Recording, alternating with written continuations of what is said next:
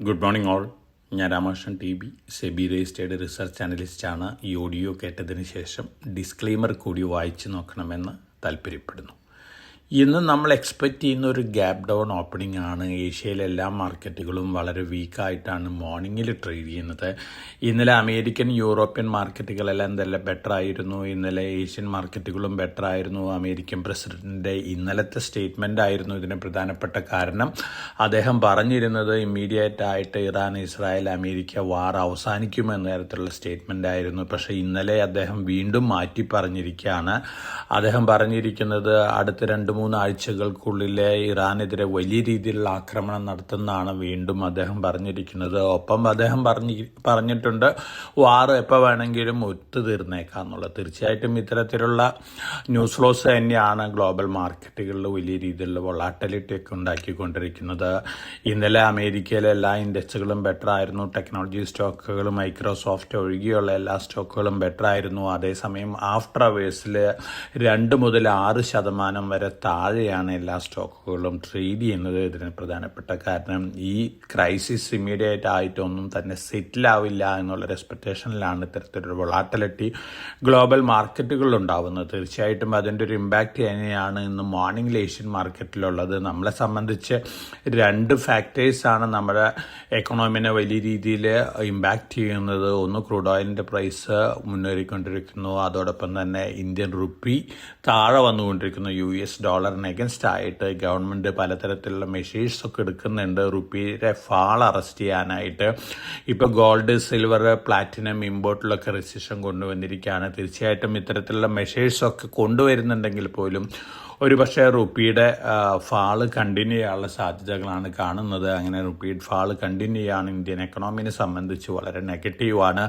ഒപ്പം ഇതുവരെ ഉണ്ടായിട്ടുള്ള ക്രൈസിസിൻ്റെ ഒരു ഇമ്പാക്റ്റ് നോക്കുകയാണെങ്കിൽ ഈ ധനകാര്യ വർഷത്തിൽ നമ്മുടെ പല സെക്ടർസ് കമ്പനികളും വലിയ രീതിയിലുള്ള ഡൗൺ ഗ്രേഡ് നേരിടാനുള്ള സാധ്യതകളുണ്ട്. കൺസ്യൂമർ ഡിസ്ക്രിഷണറി, അതുപോലെ തന്നെ മറ്റു പല സെക്ടേഴ്സിന് ഇത് വളരെ നെഗറ്റീവായിട്ട് ഇമ്പാക്റ്റ് ചെയ്യാനുള്ള സാധ്യതകളുണ്ട്. അതുകൊണ്ട് തന്നെ നമ്മുടെ overall market rally upward momentum കുറവായിരിക്കും. അതേസമയം വീണ്ടും വലിയ രീതിയിലുള്ള നെഗറ്റീവ് ന്യൂസ് ഫ്ലോസ് വരികയാണെങ്കിൽ ഇന്ത്യൻ മാർക്കറ്റ് ഫർദർ താഴെ പോകാനുള്ള സാധ്യതകൾ തന്നെയാണ് കാണുന്നത്. നാളെ അവധിയാണ്. ഇന്ന് അമേരിക്കൻ മാർക്കറ്റുകൾക്കൊക്കെ വളരെ ലിമിറ്റഡ് ടൈമുള്ള ട്രേഡിംഗ് അവേഴ്സ്. തീർച്ചയായിട്ടും ഈ അവധികളുടെ ഒരു ഇമ്പാക്റ്റ് കൂടി മാർക്കറ്റിലുണ്ട്. ഇനി നമ്മൾ സ്റ്റോക്ക് സ്പെസിഫിക് ആയിട്ടുള്ള ആക്ഷൻസ് നോക്കുകയാണെങ്കിൽ കഴിഞ്ഞ മാസത്തെ ഓട്ടോമൊബൈൽ സെയിൽസ് ഡാറ്റ വന്നു തുടങ്ങിയിട്ടുണ്ട്. ഇൻ ലൈൻ വിത്ത് എക്സ്പെക്ടേഷൻസ് ആണ്. ഭാരത് ഇലക്ട്രോണിക്സിന് 1950 കോടി രൂപയുടെ ഓർഡർ ലഭിച്ചിട്ടുണ്ട്. 2 മൗണ്ടൻ റഡാർസ് ആർമിക്ക് സപ്ലൈ ചെയ്യാൻ വേണ്ടിയാണ്. പോസിറ്റീവ് ന്യൂസാണ്. അതോടൊപ്പം KRN ഹീറ്റ് എക്സ്ചേഞ്ചേഴ്സ് അവരുടെ സബ്സിഡിയറി രാജസ്ഥാനിൽ ലാൻഡ് വാങ്ങിയിട്ടുണ്ട്. അവിടെ എക്സ്പാൻഷൻ പ്ലാനാണ്. KR ഹീറ്റ് എക്സ്ചേഞ്ചിനെ സംബന്ധിച്ച് ലോങ് റണ്ണിൽ പോസിറ്റീവാണ്. തിലക് നഗർ ഇൻഡസ്ട്രീസ് അവരുടെ mansion house brand total sales 10 million cases ആയിട്ടുണ്ട്. കഴിഞ്ഞ വർഷം 8.7 മില്യൺ കേസസ് ആയിരുന്നു. തീർച്ചയായിട്ടും ഫണ്ടമെന്റലി പോസിറ്റീവ് ന്യൂസാണ്. പക്ഷേ സെന്റിമെന്റിന്റെ ഇമ്പാക്റ്റ്, ഗ്ലോബൽ സെന്റിമെന്റിന്റെ ഇമ്പാക്റ്റ് ഒക്കെ ഈ സ്റ്റോക്കിലും കാണാനുള്ള സാധ്യതകളുണ്ട്. അതോടൊപ്പം തന്നെ NMDC മാർച്ച് മാസത്തെ പ്രൊഡക്ഷൻ, അതുപോലെ തന്നെ സെയിൽസ് ഡാറ്റ അനൗൺസ് ചെയ്തിരുന്നു. പ്രൊഡക്ഷൻ 51% കൂടുതലാണ്, സെയിൽസ് 40% കൂടുതലാണ്. പോസിറ്റീവ് ന്യൂസാണ് ഈ ന്യൂസ്. NMDCനെ സംബന്ധിച്ച് ബിസിനസ് അപ്ഡേറ്റ്സ് വന്നു തുടങ്ങിയിട്ടുണ്ട്. ബാങ്കുകളുടെ കാര്യം നോക്കുകയാണെങ്കിൽ സൗത്ത് ഇന്ത്യൻ ബാങ്കിന്റെ business update better than expectations ആണ്. അതോടൊപ്പം തന്നെ പ്രൊമോട്ടേഴ്സ് ഇന്നലെ ബൈ ചെയ്തിട്ടുള്ള സ്റ്റോക്കുകൾ നോക്കുകയാണെങ്കിൽ Shivalik bimetal, Patel chem speciality, Gallantt Ispat, Surya Roshni, Grauer and Weil ഇത്തരത്തിലുള്ള കമ്പനികളിലാണ് പ്രൊമോട്ടേഴ്സ് ഇന്നലെ ബൈ ചെയ്തിട്ടുള്ളത്.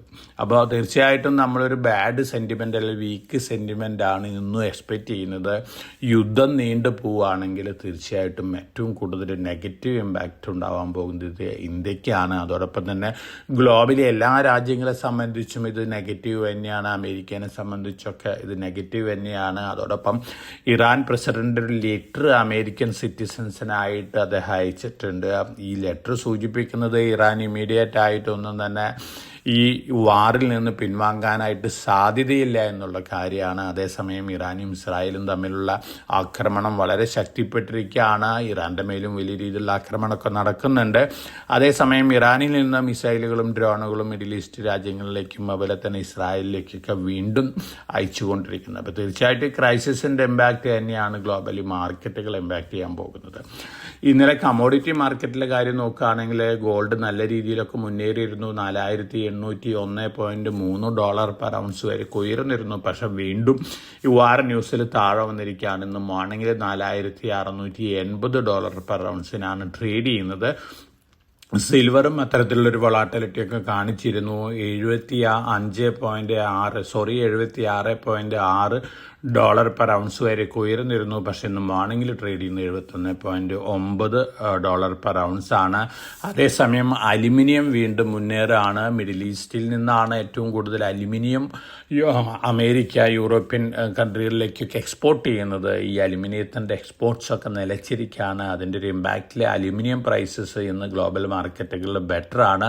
ബ്രന്റ് ക്രൂഡ് ഓയിൽ ഇന്നലത്തെ അതേ ലെവലിൽ തന്നെയാണ് ഇന്ന് മോർണിംഗിലും ട്രേഡ് ചെയ്യുന്നത്. അതേസമയം അയൺ ഓർ ഫ്യൂച്ചേഴ്സ് മുന്നേറിക്കൊണ്ടിരിക്കുകയാണ്. അപ്പോൾ ഇന്ന് അലുമിനിയം അയൺ ഓർ ഫ്യൂച്ചേഴ്സ് ആണ് ഇന്ന് ബെറ്റർ ആയിട്ട് കമോഡിറ്റികളിൽ ട്രേഡ് ചെയ്യുന്നത്. ഇനി ഇന്നലെ നമ്മുടെ ഇന്ത്യൻ റുപ്പിയുടെ ക്ലോസിംഗ് US ഡോളറിന് അഗൻസ്റ്റ് ആയിട്ട് നോക്കുകയാണെങ്കിൽ 94.65 രൂപ പെർ ഡോളറിനാണ് ഇന്നലെ ക്ലോസ് ചെയ്തിരുന്നത്. പക്ഷേ ഇപ്പോഴത്തെ എക്സ്പെക്റ്റേഷൻ ഇന്ത്യൻ റുപ്പി വീണ്ടും താഴെ പോകാനുള്ള സാധ്യതകളുണ്ട്. ഒരു പക്ഷേ 97-98 വേഴ്സ്റ്റ് കേസസിന് അരിയോയിൽ 100 രൂപ പെർ ഡോളർ വരെയൊക്കെ താഴാനുള്ള സാധ്യതകളുണ്ട്. ഇത് തീർച്ചയായിട്ടും ഇന്ത്യൻ എക്കണോമിനെ സംബന്ധിച്ച് വളരെ നെഗറ്റീവായിട്ടുള്ള ന്യൂസ് തന്നെയാണ്. RBIയുടെ ഭാഗത്തു നിന്ന് പല മെഷേഴ്സും എക്സ്പെക്റ്റ് ചെയ്യാം റുപ്പി ഫാള് അറസ്റ്റ് ചെയ്യാൻ വേണ്ടിയിട്ട്. അപ്പോൾ അത്തരത്തിലുള്ള മെഷേഴ്സിനൊക്കെ എത്രത്തോളം ഇമ്പാക്റ്റ് ഉണ്ടാക്കാൻ സാധിക്കും എന്നുള്ള കാര്യം നമുക്ക് കാത്തിരുന്ന് കാണേണ്ടതാണ്. എന്നിരുന്നാലും ഗ്ലോബലി വലിയ രീതിയിലുള്ള റിക്കവറി സ്റ്റോക്ക് പ്രൈസസിൽ അതുപോലെ തന്നെ ഇറാൻ ഇസ്രായേൽ ക്രൈസിസസ് ഒക്കെ ഇമ്മീഡിയറ്റ് ആയിട്ട് ഒത്തുതീരുകയാണെങ്കിൽ തീർച്ചയായിട്ടും അതൊരു പോസിറ്റീവ് ഇമ്പാക്റ്റ് നൽകിയേക്കാം. പക്ഷേ ഒരു കാര്യം എല്ലാവരും മനസ്സിൽ കരുതിയിരിക്കുക, ഈ വർഷത്തെ മാർക്കറ്റ് റിക്കവറി വളരെ വളരെ സ്ലോ ആയിരിക്കാനാണ് ചാൻസസ് കൂടുതൽ. ഫർദർ ഫാളിനുള്ള ചാൻസസ് ഒക്കെയുണ്ട്. പല കോർപ്പറേറ്റ് റിസൾട്ടുകളും വരാൻ പോകുന്നത് മച്ച് ബിലോ എക്സ്പെക്റ്റേഷൻ ആയിരിക്കാം. അതുപോലെ തന്നെ റുപ്പിയുടെ ഇമ്പാക്റ്റ് ഉണ്ടായിരിക്കാം. ഒപ്പം എക്സ്പോർട്ടേഴ്സിനെ സംബന്ധിച്ച് റുപ്പിയുടെ പോസിറ്റീവ് ഇമ്പാക്റ്റ് ഒക്കെ ഉണ്ടായേക്കാം. പക്ഷേ ഗ്ലോബലി മാർക്കറ്റുകൾ താഴെയാണെങ്കിൽ അതിൻ്റെ പോസിറ്റീവ് ഇമ്പാക്റ്റ് സ്റ്റോക്ക് പ്രൈസസിൽ ലഭിക്കാനുള്ള സാധ്യതകൾ കുറവാണ്. അപ്പോൾ വളരെ കോഷ്യസ് ആയിരിക്കുക. ഇന്നലെ ഞാൻ സൂചിപ്പിച്ച പോലെ കഴിഞ്ഞ ഫാളിലൊക്കെ വാങ്ങിയിട്ടുള്ള ഇൻവെസ്റ്റേഴ്സ് ഇമ്മീഡിയറ്റ് നല്ല രീതിയിലുള്ള ഗെയിനൊക്കെ ലഭിച്ചിട്ടുണ്ടെങ്കിൽ കുറേയൊക്കെ പ്രോഫിറ്റ് ബുക്ക് ചെയ്യുന്നൊരു കാര്യമൊക്കെ നന്നായിരിക്കും.